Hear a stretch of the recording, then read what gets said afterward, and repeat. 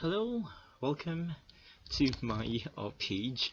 I am Chair Jono. So today we will discuss the civil service examination of part 3 ng mathematics natin, which is advanced algebra. Okay, so we're done on basic algebra, tapos na rin tayo sa intermediate algebra. Bako tayo sa advanced algebra. So ito naman, binubuo siya ng both basic and also intermediate algebra, pero may kasama siyang graph in this video.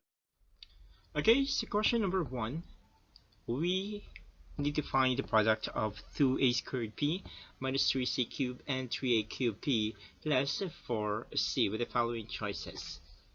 So basically, kung mag-multiply tayo ng dalawang binomial, so this is a binomial kasi binubuo siya ng two terms, one term and another term, so this is a binomial and another binomial. Kung mag-multiply po tayo ng dalawang binomial, basically, gagamit tayo ng FOIL method. FOIL stands for first, we need to multiply first term ng unang binomial to the first term of the second binomial. Then, O stands for outside. Yung mga nasa labas, ito will be multiplied to this.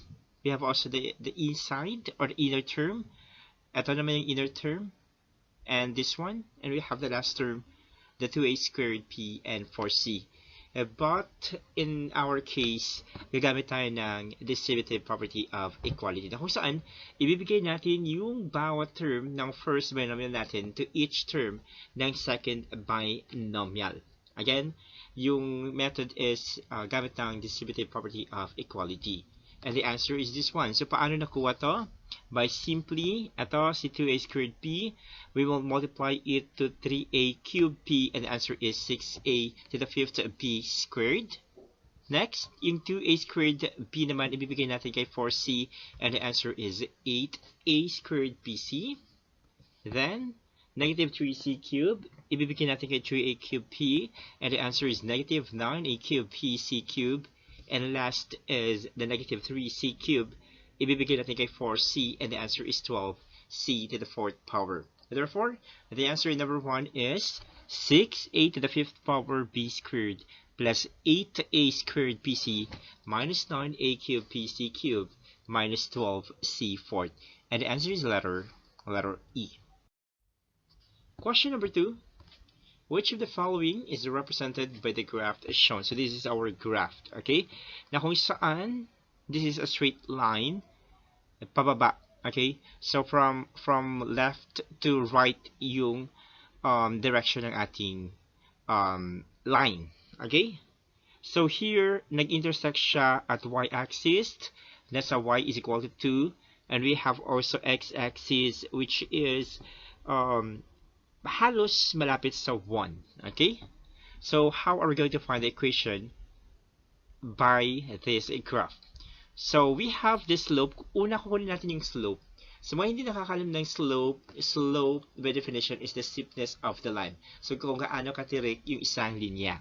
Okay? So, to find the line, simply find the quotient of rise and the run of the line. Or simply, yung difference ng final y and initial y over the difference of the final x and the initial x. Okay? So, rise over run na lang para mas madali. So, here magsisimula tayo dito sa intersection ng line natin at saka ng y-axis, which is at point 2. Okay? So, since pababa siya, yung rise natin magiging negative. Okay? Magiging positive yung rise kung paakyat, negative naman yung direction natin kung pababa na siya. Okay? So, our rise is 1. So, that is negative 1. And our run is horizontal na yung way. Okay? So, papunta tayo ng right kasi yung line is papunta ng right. Okay? So, until we reach to a certain point of the line. And we have 1 unit.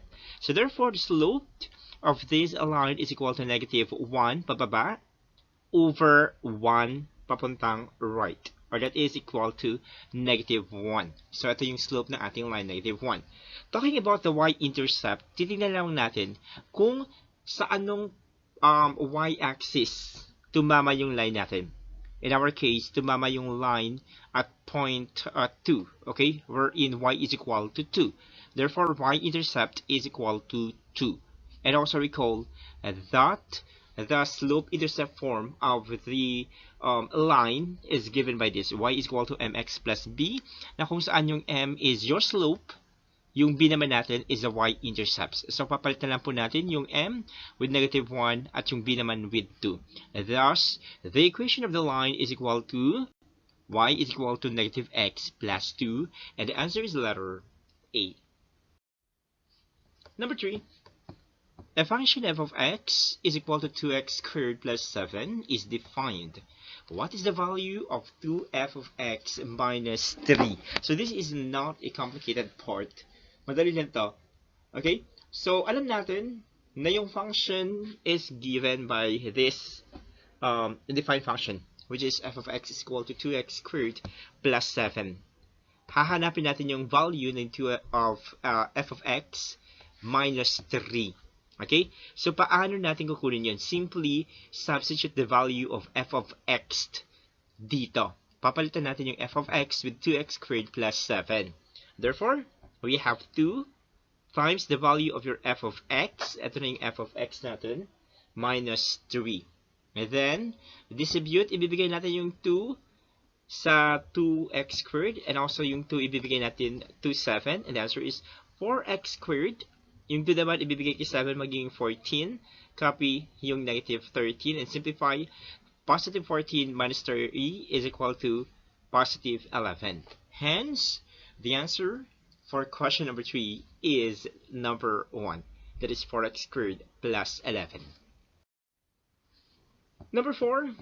A straight line with slope positive 4 is plotted on a standard Cartesian xy coordinate system so that it intersects the y-axis at a value of y is equal to 1.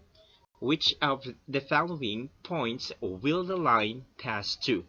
So here naman, given tayong slope, okay, so binigay dito yung slope which is 4. Again, slope is denoted by small letter m. Okay, trivial lang. Bakit M? Kasi it is denoted to the word mountain. Kasi siya yung may matarik na side. Okay? Kaya letter M stands for mountain. So slope. Okay? So slope here is a 4 positive. It says here. And also, mag-intersects daw yung ating line at a value of y is equal to 1. So tumama sa 1 natin, which is in the y-axis. Thus, y-intercept is equal to 1. Okay? Pag sinabing y-intercept, it is kasama, wherein yung abscissa or the x value is equal to 0. Okay? So, our y-intercept here is 1, and it is denoted by letter B. Okay? Now, again, para makuha yung equation of the line, gamit tayo ng slope-intercept form. That is, y is equal to mx plus b. So, alam natin na yung m is 4, palitan natin. Yung y natin, yung p natin rather, or the y-intercept is equal to 1. Thus, the equation becomes y is equal to 4x plus 1. The question is, ano yung mga points dito among letter A, B, and C yung tatama sa ating line y is equal to 4x plus 1? So, paano natin kukunin yan? By simply, gagamit tayo ng substitution. Okay? So, papalitan natin yung x natin na nasa equation with 2. Let's say, for example, kung gagamit tayo ng A, at yung y naman magiging 9. Ganun din yung case ni B. Okay? This is the value of your x, and this is the value of your y. Yung C naman, this is the value of your x, and this is the value of your y. So, by substitution, let's say, for example, gamitin natin yung letter A. So, in letter A, we have 2, 9.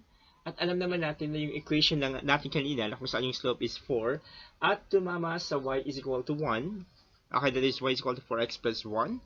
Papalitan lang natin. Yung 2 magiging x, or rather yung x magiging 2, yung y magiging 9. So by substitution, we have 9 is equal to 4 times 2 plus 1.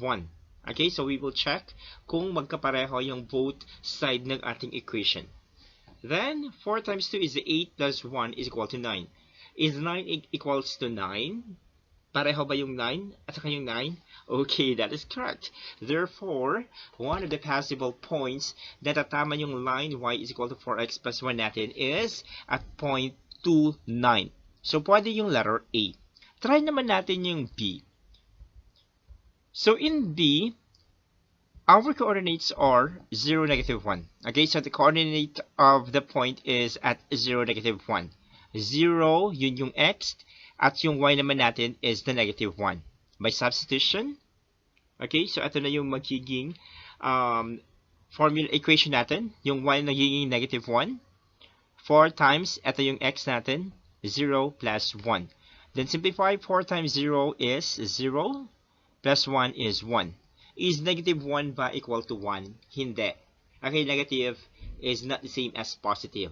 Thus, letter B is not the possible points. Okay? So, how about letter C? Tingnan natin yung C. Yung C naman natin, coordinate is at 0, 0 or nasa origin siya. Okay? Or nasa gitna ng ating Cartesian coordinate system. Okay? So, by substitution, we have 0 is equal to 4 times 0 plus 1. And 4 times 0 is 0 plus 1. That is 1. Yung 0 ba equal to 1? No. Thus, the only answer here for number 4 is a letter A. That is 2, 9. Number 5. A package is dropped from an airplane. The height of the package at any time t is described by the equation. Y of t is equal to negative 1/2 at squared plus h sub 0, where y is the height, okay, taas, h sub 0 is the original height, and a is the acceleration due to the gravity. The value of a is 32 feet per second squared. If the airplane is flying at 30,000 feet, what is the altitude of the package 15 seconds after it dropped? So, may kinalaman na dito yung physics, okay? So, copy na natin yung ating equation, which is y of t is equal to negative 1/2 at squared plus h sub 0. Ulitin na natin na yung t natin here is time, which is 15 seconds.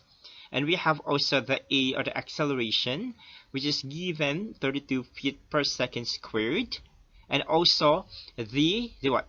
Ito naman yung original height, okay, ng airplane, between airplane at saka yung ground, okay, which is 30,000 feet. Now, para mahanap yung taas ng package, pagkatapos ihulog sa airplane 15 seconds, we need to substitute lang. Okay, lahat ng t magiging 15 seconds to find the height of the package that was being dropped. Okay, after 15 seconds. So we have y of 15, lahat ng t magiging 15, lahat ng e magiging 32, lahat ng h of 0 magiging 30,000. So we have this new equation by substitution. Let's simplify. Negative 1/2 times 32 is negative 16. 15 squared is 225. Then we have negative 3,600 plus 30,000, and it will give us a sum of 26,400. Therefore, the answer in question number 5 is 26,400 feet, and that is letter A. Okay, so yung taas ng package, 15 seconds after it dropped from the airplane is 26,400 feet. Number 6. Given the equations for two straight lines, ax plus 3y is equal to 18 and 15x plus ay is equal to 24, what possible value of the constant a would make the lines parallel in the standard xy coordinate plane? So meron tayong dalawang equations daw. They are all straight line. So ibig sabihin yung exponent is 1. Lahat ng variable dito, exponent is 1 kasi straight line siya, line. Okay? So copy muna natin yung first equation, which is ax plus 3y is equal to 18. Hinahanap natin dito yung positive value of a constant a, providing us the condition that the two lines are parallel daw. Okay? So take note na kung yung dalawang lines are parallel, ibig sabihin yung slopes nila are equal, magkapareho. kung parallel sila. Okay? So we need to find the y here, the value of y in the given equation. Okay? So we have, okay, yung ax plus 3y is equal to 18, naging y is equal to negative ax over 3 plus 18 over 3. Okay? Paano nangyari to? Yung ax na to, nilipat sa kabila, magiging negative, kaya negative 8x to. We're only looking for the value of y since may 3 siya, magdi-divide tayo ng 3. Kaya meron ditong divide 3, divide 3. Okay? So this is the equation na gagamitin natin. Okay, para mahanap natin yung positive value of the constant a. Okay, next equation is 15x plus 8y water is equal to 24. So, ganun din yung case kanina. Kukunin natin yung value ng y. Okay, then manipulate natin yung 15x na to, ililipat sa kabila, magiging negative 15x. Since may kasamang a yung y, magdi-divide tayo both sides by a. Kaya meron tayong over a. And we have also your over a. So, ito na po yung ating equation. Okay? This is our sloped intercept form of the line. Okay? So, in this equation, yung slope natin is negative a over 3. Yung kasama na x, yun yung slope. Yung y-intercept is the 18 over 3. And the second equation naman, yung slope natin is negative 15 over a. And our slope and our y-intercept is 24 over a. Now, para malaman yung constant a natin, kukunin na natin yung slope. Okay? So, hindi na natin gagamitin yung 24 over a. Ito lang yung titingnan nating side, yung negative a x over 3 and also the negative 15x over a. So, to make two lines parallel, sloped must be equal. Kailangan magkapareho. Okay?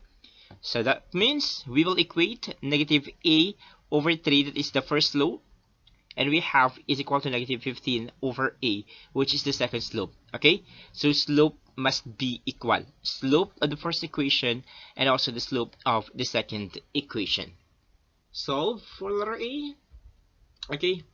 So by cross multiplication, magiging negative a squared is equal to negative 45. Paano naging ganito?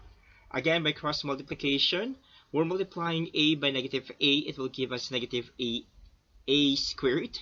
And also the 3 times negative 15, it will give us negative 45. Okay? Since negative yung both sides, we will multiply both sides by negative 1. And it will become a squared is equal to 45. Since we're only looking for the positive value of the constant a, is the square root natin both sides. Okay? Square root of a squared is a, and the square root of 45 is the square root of 45. Thus, the answer for number 6 is the letter B. That is square root of 40. Okay, question number 7. Which of the following could be a graph of the function y is equal to 1 over x? So, ito yung function natin. Hahanapin natin kung saan dito sa 5 yung kanyang graph. Okay? So, here we have 1 over x that is inverse, right? So, this is a typical plot of an inverse variation. Yung graph nito is an inverse variation. Okay? In which, yung product of the independent and the independent variables, which is your x as your dependent variable and y as your independent variable, always equal to the same value, which is 1. Okay? In this case, the product is always equal to 1. So, kung i-cross multiply natin to, it will become xy, which is equal to 1. The product of x and y is equal to 1. So, alamin natin kung saan or ano yung graph ng y is equal to 1 over x. Okay? So, since yung product is equal to 1 ng x and y, the plot occupies the first and third quadrants of the coordinate plane. So, alin dito? Yung my line na kinocontain ng first and third quadrant. Okay? So, if this is our Cartesian coordinate plane, yung first quadrant natin is makikita po sa upper right. So, this part is your first quadrant, second quadrant, third quadrant, and fourth quadrant. So, again, in the function y is equal to 1 over x, makikita yung, or rather mag-occupy yung y is equal to 1 over x, okay, ng first and third quadrant. So this is the possible answer. This too is also possible answer. So this one is not the right answer. This is also wrong, and this is also wrong. So the function of y is equal to 1 over x is between this graph and this graph. Okay, so let's discuss the first one. So this is an inverse variation.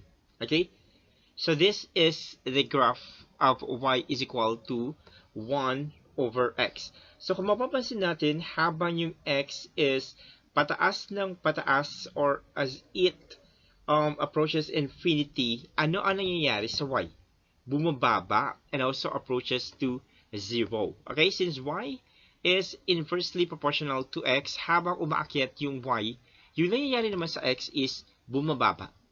Kung bumababa naman yung value ng y natin, yung nangyayari sa x is tumataas. Okay, so this is inversely proportional, and this is the correct answer supposedly. Okay, this graph is an inverse variation again. Ibig sabihin, habang umaakyat yung x, approaches infinity, yung y natin is bumababa naman, approaches to 0, maintaining the constant product, which in this case we have 1. So this is the correct answer. So discuss natin yung iba pang graph. Okay, so the second graph, this is what? So contrast to the first graph, yung graph na to is a linear plot. Okay, so straight line siya, corresponding to what? To an equation of the form y is equal to x. Kung ano yung value ng x, ganun din yung value ng y natin here. Okay, so this is a straight line, and this is not an inverse variation. Okay, so this is a linear plot with corresponding equation of the form y is equal to x. Okay, so pareho yung value ng y at yung value ng x in this graph. In the third graph, we have parabola. Okay, so parabola to, thus the equation is quadratic, and this is a quadratic plot na merong form of equation y is equal to x squared. Okay, so kung paakyat ng paakyat yung y natin, yung nangyayari sa x naman natin is nagkakaroon ng 2 times factor ng pagtaas din. Okay, so that is y is equal to x squared. This is parabola, and this is quadratic equation. On the fourth graph naman natin, this is an exponential plot corresponding to equation natin, which is y is equal to 2 raised to x. Okay, so again, this graph is an exponential function.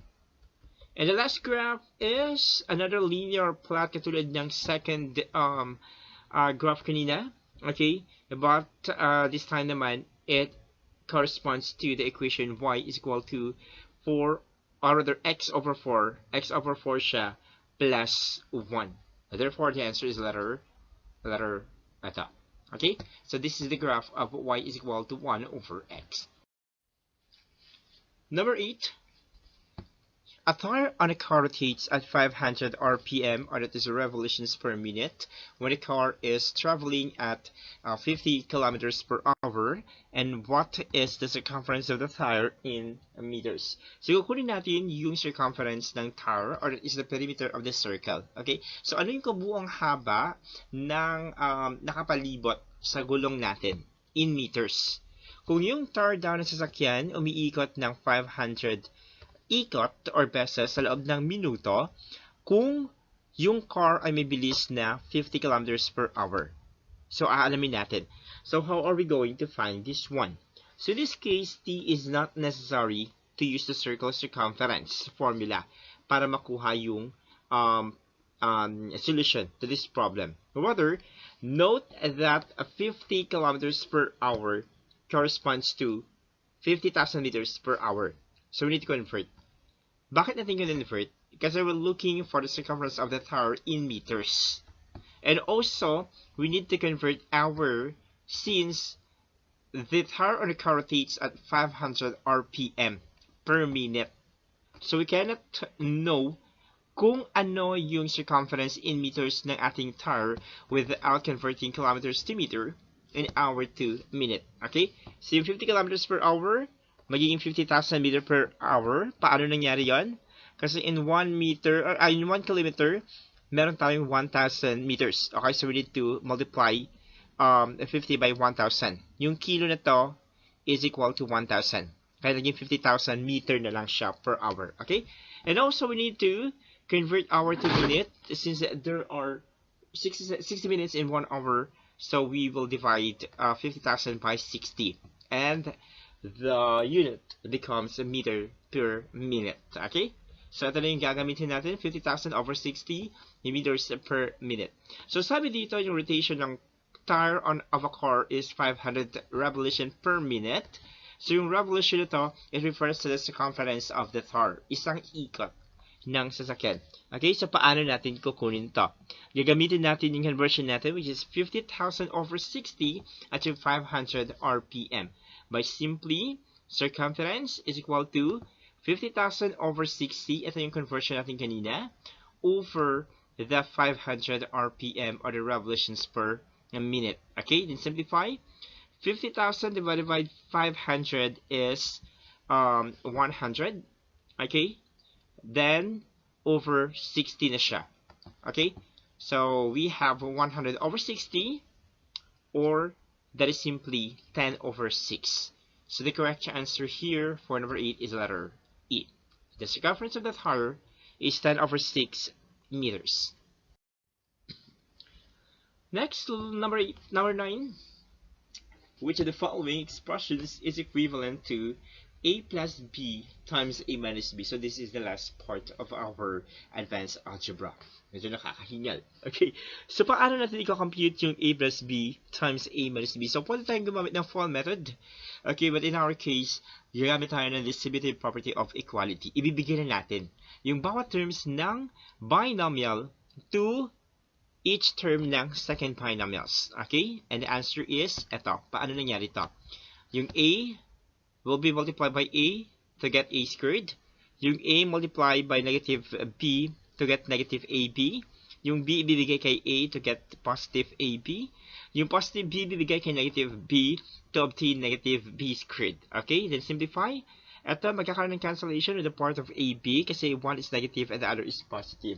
So magka-cancel out, may iwan si a squared minus b squared. And thus, the final answer to question number 9 is letter A. Okay, so the process is, ayan, nahuli siya.